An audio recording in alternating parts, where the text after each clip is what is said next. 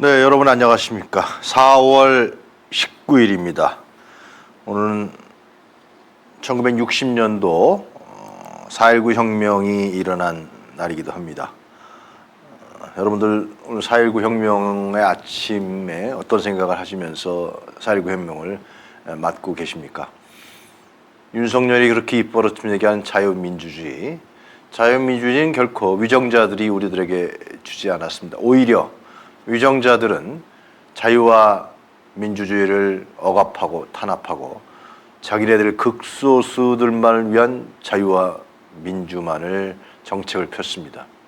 바로 4.19 혁명은 이승만 권위주의 독재 정권에 맞서서 우리 젊은 학생들이 피 흘리며 앞장서서 해방 이후에 우리 한국 사회의 자유와 민주주의를 우리 스스로의 시민의 주체적 권리로 주권자임을 선포하고 우리의 민주주의를 이 땅에 확실하게 내딛는 발걸음을 한 날이기도 합니다. 다시 한번 말씀드립니다. 오늘 4.19 혁명을 맞아서 자유민주주의는 윤석열이 우리들에게 시혜적으로 주고 레토릭으로만 떠드는 것이 아니라 바로 우리 시민이 주체가 돼서 자유와 민주주의를 쟁취하고 그리고 그것을 지켜나갔고 그 자유와 민주주의가 우리의 국민의 삶과 생활을 지켜왔다.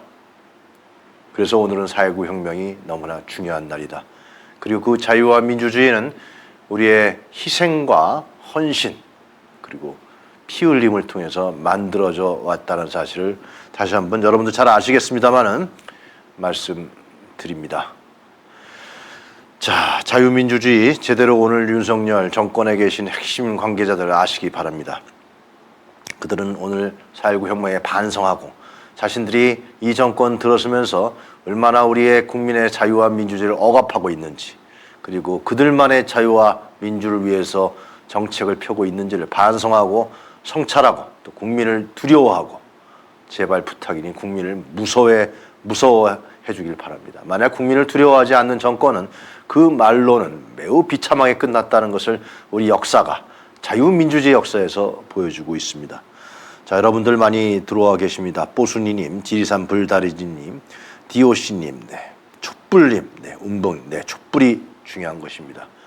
바로 촛불을 통해서 우리는 자유와 민주주의를 지켜왔고 자유와 민주주의를 향해서 전진하고 있습니다. 그것이 오늘 4.19 혁명을 맞는 우리의 생각이고 우리의 마음입니다. 네, 어머나님 안녕하십니까? 해독이님, 체리님, 안녕하십니까? 국짐은 바보들의 행진이다. 네, 자연사랑님, 하하호님, 정영애님, 파이팅입니다. 용심님, 고고님, 인내천님, 안녕하십니까? 오늘은 우리의 날입니다. 오늘은 우리 사회의 자유와 민주주의를 위해서 투쟁하고 피 흘리면서 우리의 자유민주주의를 만들어낸 바로 우리의 날입니다. 오늘은 우리가 기념하는 날입니다. 운봉님 안녕하십니까? 오늘 프로그램 순서 말씀드리겠습니다. 코멘터리 뉴스에서 이 태용호라는 사람, 태용호라는 인간에 대해서 다시 한번 말씀드리겠습니다. 그리고 성혜영의 월드클래스, 우리 성혜영 기자가 그동안에 좀 다룰 때 바빴는데요. 이 반도체 인플레이션 감축법, IRA법과 반도체 과학법, 이 반도체 과학법에 대해서 한미 정상회담을 앞두고 우리 한국 기업에, 한국 국민 경제에 어떤 영향을 미치는지 자세하게 월스트리트저널과 워싱턴 포스트, 뉴욕 타임스를 통해서 저희들이 해외에 난 기사를 중심으로 분석해 드리겠습니다. 그리고 김종옥 박사의 무삭제, 이 무슨 신당 창당 소리 계속 나오고 있는데요. 신당 창당으로 우리가 요구하는 일들이 바뀔 수 있을까요? 네, 국회 총선을 통해서 우리가 촛불이 활활 더 타오를 수 있을까요? 우리 김종옥 박사와 함께 이야기 나눠보겠습니다. 그리고 이 정광훈 목사 참네 대단합니다. 국민의힘을 아주 휘젓고 있습니다. 국민의힘은 어떻게 하지도 못하고 있습니다. 네. 김종옥 박사의 무삭제에서 자세하게 알아보도록 하겠습니다. 그리고 우리 임세훈 소장님이 상을 드립니다. 코너가 바로 준비되어 있습니다. 상을 드립니다. 오늘도 여러분들 많은 참여를 부탁드리겠습니다. 오늘은 투표도 해주시고요. 그리고 우리 장 PD께서 그 댓글창에 올려주신 글들, 나는 왜 이 사람을 투표를 했다, 나는 이 사람을 왜 투표했다. 이 글도 우리 장 PD께서 잘 정리해서 여러분들에게 말씀드리겠습니다. 상을 드립니다는 다시 말씀드립니다만 여러분들의 코너입니다.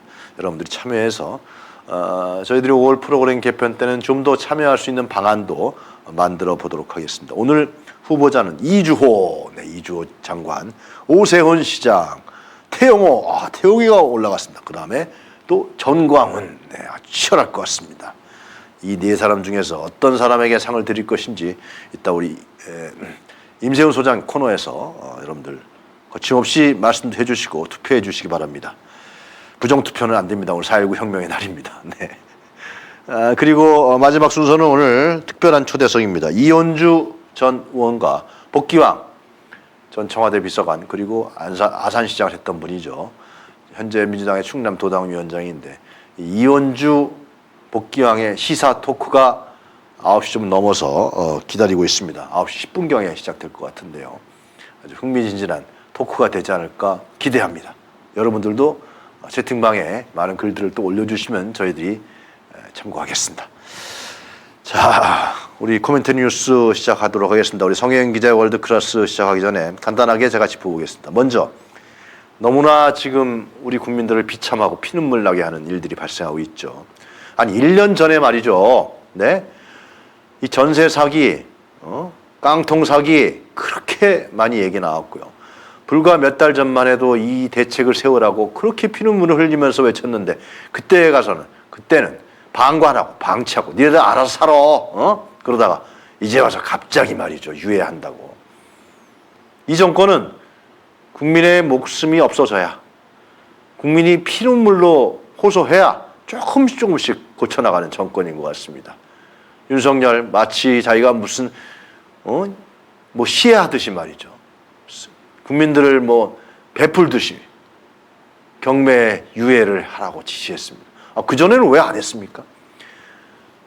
불과 2달 전에만, 석 달 전에만 해도 이 경매 유예 조치와 정부가 대책을 세웠다면 그렇게 인천 지역에서 몇 사람들이 아무것도 남지도 않은 그 자기 자신을 한탄하면서 자기 목숨을 스스로 끊었겠습니까? 반성하고 먼저 성찰하세요, 윤석열 대통령. 예? 국민의 피눈물에 대해서는 쳐다보지도 않다가 이제 여론이 안 좋아지니까 말이죠. 국무회의에서. 강 건너 불구경하고 있지 않았습니까? 일광횟집인가? 부산에서요. 거기도 자기네들 핵심 있는 사람들 모아서 폭탄주 먹고 말이죠. 건배하고. 그때 이 깡통 전세 사기에 당한 우리의 국민들은 피눈물을 흘렸습니다. 여러분 잘 아시겠습니다만은 선순위 저당권에 밀려서요. 이 전세 사기에 당하신 분들은 경매 공매 때 전세금을 모두 날리고 있습니다. 현재 1787가구, 이것도 그냥 통계도 정확하지 않죠. 여기에서 59.65%, 약 1066가구가 낙찰됐습니다. 이들은 자기 전세 보증금을 다 날렸습니다. 우선 매수권이 없는 거죠. 다 금융기관에서 가져갑니다. 은행에서 먼저 가져가고 요만큼 남으면 남지도 않죠. 전세 보증금 반환한다 그러는데 다 날리고 있습니다. 단 지금에 약 2083가구, 이 대책위에서 발표한 자료인데요. 이분들이 경매, 공매에 넘어갈 것이라고 합니다. 이분들이라도 구하자. 이러한 요구와 피눈물의 요청이 이루어지고 있습니다. 네, 하여튼 좀 제대로 하세요. 우리 국민들 목숨 재물 삼아서 정권 유지하지 말고 좀 제대로 하세요. 세월호, 그다음에 이태원 참사. 그때만 반성하고 성찰했어도 그때만 해도 좀 국민의 목숨이 얼마나 소중한가를 알아도 이러한 피눈물 사건은 안 일어났을 것입니다. 자, 오늘 4.19 혁명, 자유민주주의 우리 김종욱 박사 시간에 한번 짚어보도록 하겠습니다. 태영호, 역사 왜곡의 끝이 안 보입니다. 북한에서 배운 역사를 그대로 한국의 잣대로 좀 하지 마세요. 네? 이건 대한민국입니다. 4.19 혁명 이후부터 5.18 광주와 민주화 운동 그리고 87년 6월 항쟁 촛불, 우리가 만들어낸 자유민주주의 국가입니다. 당신 잣대로 북한에서 배운 그 그릇된 역사로 한국의 역사를 재단하고 왜곡하고 더럽히지 마세요. 네? 이제는 김구 선생까지 건드립니다. 어제 뭐라 그랬습니까? 김일성 지시로 4.3 항쟁 얘기하다 어제는 백범의 통일 노력이 김일성의 전략에 이용당한 것이라고 얘기했습니다. 정신 차리십시오. 태영호는 자신의 정치적 생존할 수 있는 길은 오직 반북과 반공, 빨갱이에서 찾는 것 같습니다. 태영호가 이런 얘기를 했습니다. 김일성은 남한 단독 정부 수립을 막고 공산 정권을 세우기 위해서 김구 선생을 이용한 것이라고 합니다. 와, 역사적 사실도 완전히 거짓으로 바꿔버립니다. 물론 김구 선생이 북한을 찾아간 건 맞습니다. 제가 좀 자세하게 말씀드리겠습니다. 김구 선생과 김규식 선생 두 사람이 마지막으로 단독 정부, 북한과 남한의 단독 정부를 막기 위해서 북한을 방문해서 어떻게든지 북한 분단을 막으려고 했습니다. 이분들이 김일성에게 이용당했다고요? 김구 선생, 백범 김구 선생 마지막까지 분투한 분입니다. 남한의 단독 정부 수립은 영구적인 분단으로 기착될 것이다. 틀리지 않은 것이죠. 또 얘기했습니다. 남한의 당시 5월 10일 단독 선거를 반대한다. 3월 1일 단독 선거 불참 선언을 합니다. 물론 이승만은 단독 정부를 추진했죠. 미국과 함께 남북 통일 정부 수립을 추진하자라고 외쳤던 분입니다. 그래서 48년 2월 26일 단독 선거가 이루어지기 석 달 전에 북한을 방문합니다. 그래서 김일성과 김두봉과 회담을 합니다. 그래서 발표도 하죠. 물론 그것이 합의되고 추진되지는 않았던 불행한 역사를 우리가 갖고 있습니다. 통일정부 수립과 새로운 민족국가 건설 방안을 토의하자. 그래서 38선을 넘어가십니다. 그래서 남북정당 사회단체 연석회의 4월 14일 날 평양 개최를 하자. 근데 이게 제대로 안 되죠. 김구 선생 남한의 단정을 반대하고 북한의 단독정부 수립도 반대했습니다. 임시정부 설립을 요구했습니다. 북한에 가서 남북정당 및 사회단체 협의회 소집해서 그래서 총선거를 하자 남북한. 그래서 입법기관, 헌법제정, 통일정부를 수립하자.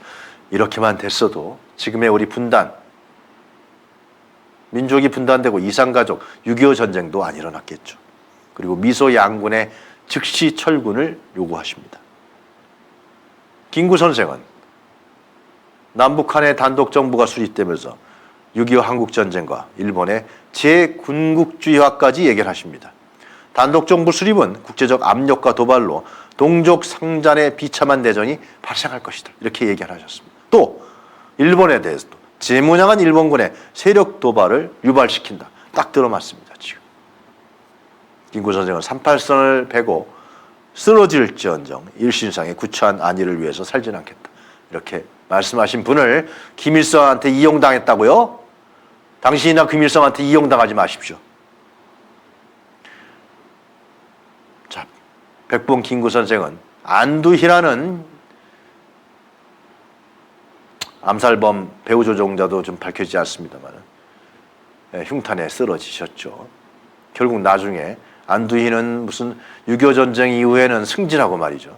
그 다음에 무슨 군납 공장도 차려서 잘 먹고 잘 살다가 4.19 혁명, 그 다음에 87년 민주화 이후에 박기서라는 버스 기사분에게 얻어맞아서 죽습니다. 역사가 이렇습니다, 여러분. 자, 우리 모닝 이슈톡부터 보고 돌아오겠습니다.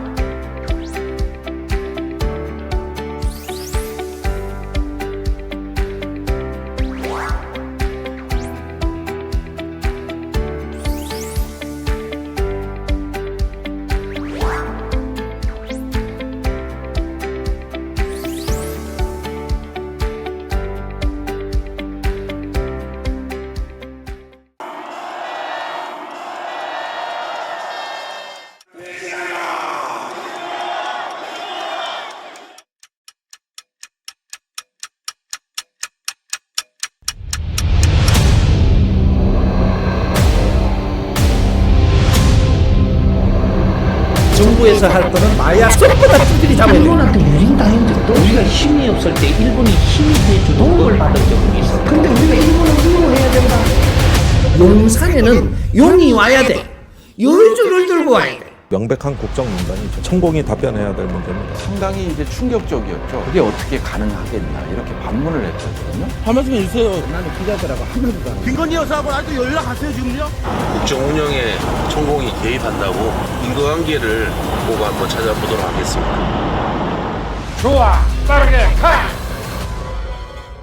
본 다큐 영화는 리오드 펀딩으로 제작됩니다. 3만원 후원 회원은 시사회 티켓 2장, 5만원 후원 회원은 시사회 티켓 2장과 영화 제작 포토 에세이집을 추가로 드립니다. 서울의 소리 유튜브 구독 회원에 한해 서울의 소리 유튜브와 서울의 소리 공식 홈페이지에서 다큐 제작 후원에 참여하실 수 있습니다. 서울의 소리 구독 회원 여러분이 대한민국 민주주의와 한반도 평화를 사수할 역사적 다큐멘터리의 주인공이 되어 주십시오.